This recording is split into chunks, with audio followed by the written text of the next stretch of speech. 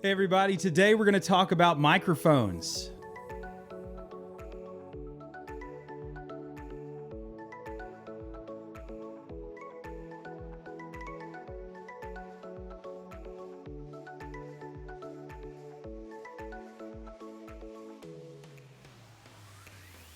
How's it going, Weekend Experience team? This is Chuck, and I wanted to do a quick tutorial about microphones. Now, this video is a little bit of an oversimplification on mics, so my tech team friends are probably going to think I could probably cover a lot more, but this video is geared towards vocalists, specifically vocalists who are kind of just starting out singing in a live band atmosphere similar to what we do on Sunday morning.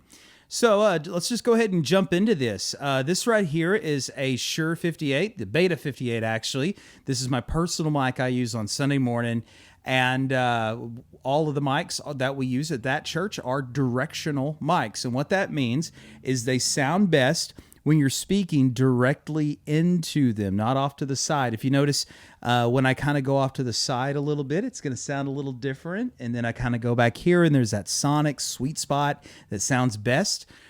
So first tip to know is make sure that our vocal mics that we use on stage are pointed directly at you. I got this prop mic here to help me out a little bit. See, it's pointing right at my face. Not down here, not up here, not off to the side. Now, some of you may have come from a traditional church background or maybe some kind of production background where they taught you to hold the mic at an angle or like this. That's not entirely wrong. The reason they taught you to do this is when the mic is this way, you don't hear S's and you don't hear plosives near as much. Like when you say P words and it goes like right in the mic. You don't get that when you're holding it like this or like this. And you can also see the face a lot better. Deal with this is this only works on low volume music performances where they don't have to have your mic really loud in the room.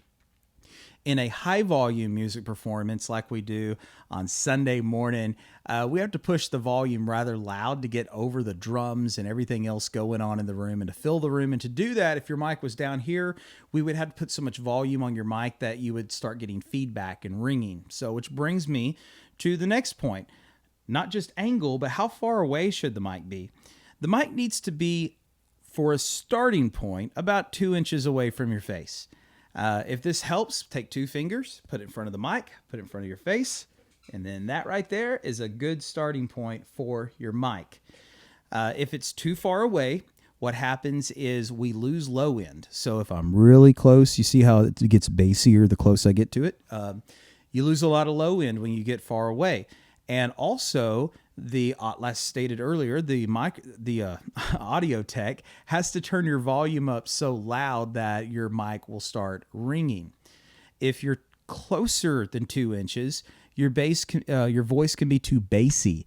And what that means is if you're a high, like a soprano or really anybody, there's so much low end that you get muddy vocals. It's not very clear. So if you're all the way down here, you're going to get so much bass out of it that you won't really cut through the mix. You'll just be competing with the bass guitar and everything else that's kind of on the low end of it. And finally, the grip.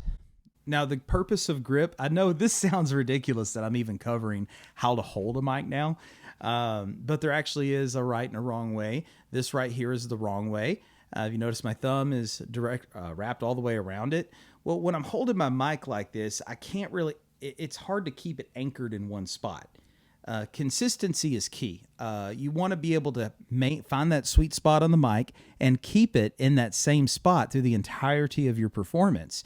And when your thumb is wrapped all the way around the mic, it's just too wobbly. If you have your thumb right here, like I've got right there, like that, then it's easier to anchor the mic and keep it in one spot. The reason consistency is so important is because once you find that sweet spot, the audio tech is going to craft your sound with EQ and effects to what sounds best in that sweet spot. And when we move away from it, now they have a setting that's not really designed for that. Also, your volume is all over the place the more you move your mic.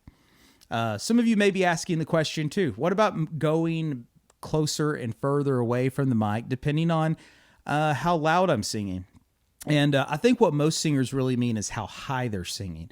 One of the problems a lot of vocalists have early on when they're singing, and maybe people that have sung for a while, I had this problem for a long time, is when I would sing really high notes, I would get really, really loud. And when I would sing really low notes, I would almost be non-existent. So my high notes, I'd have to go all the way back here when I hit a high note, and then my low notes would be so quiet, I'd have to come all the way up here.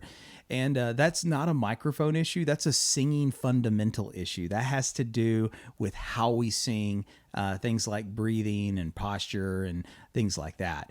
I had that problem, and I actually spent a lot of money on different kinds of earphones and microphones thinking that those were the culprits, when really it was me the whole time. And if you're a singer and you're having that issue, I just want to let you know I'd love to work with you on that.